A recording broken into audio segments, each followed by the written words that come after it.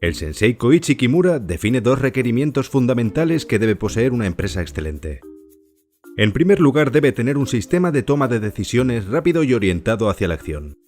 Y en segundo lugar, debe disponer de una cultura corporativa que motive y entusiasme al trabajador. Otros autores detallan muchos otros requerimientos, aunque sus enseñanzas ya están desactualizadas y sus libros descatalogados.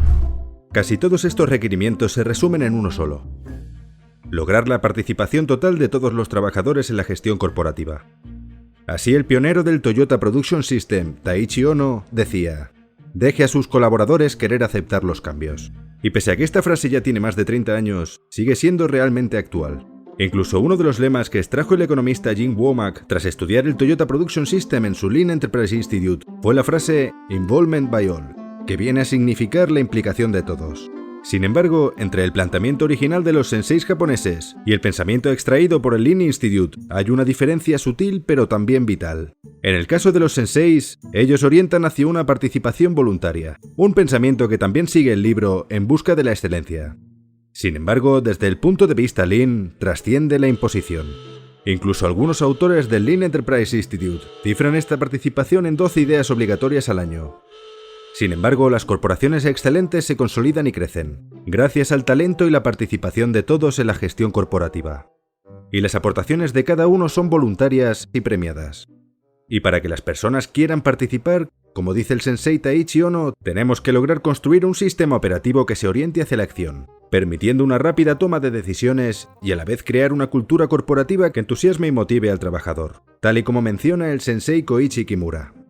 Así, para crear este ambiente de participación total, se requiere un sistema de gestión, o lo que llamamos un sistema operativo de la empresa excelente. Este sistema operativo ha sido extraído de las empresas japonesas excelentes, como pueden ser Toyota, Honda o Sumitomo, y ha sido plasmado por el sensei Koichi Kimura en sus numerosas lecturas y en el libro El sistema de la excelencia.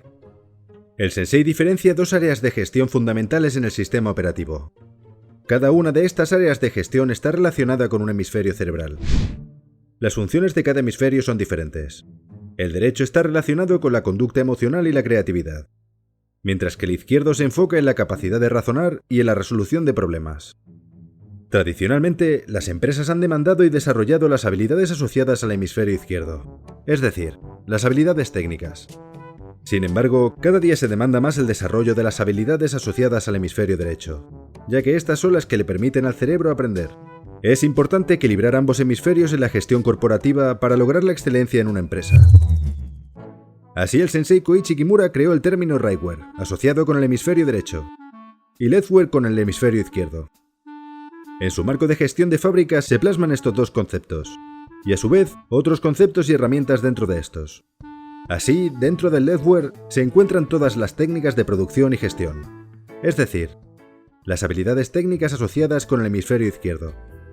Y dentro del Rightware se encuentran las habilidades emocionales que motivan al trabajador a aportar sus ideas y hacia una participación total.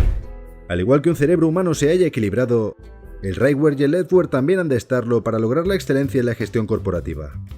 Para lograr este equilibrio en el desarrollo de las nuevas herramientas y habilidades, el sensei Koichi Kimura también ha desarrollado un planteamiento muy original. Se trata del tejido de gestión. Es un planteamiento muy en la línea de los inicios del Toyota Production System, que dicho sea de paso, también se encuentra aquí, dentro del Leftware. Los inicios del sistema de producción de Toyota se hallan en la fabricación de telares y en su concepto de Jidoka, posteriormente aplicado también a la fabricación de automóviles. De esta manera, el tejido de gestión forma una analogía muy poética, pero también realista de la forma en que se debe desarrollar la gestión de una empresa excelente. Así, las herramientas pertenecientes al Rightware y las herramientas de gestión del Leftware forman la urdimbre, mientras que las técnicas de producción están compuestas por las tramas.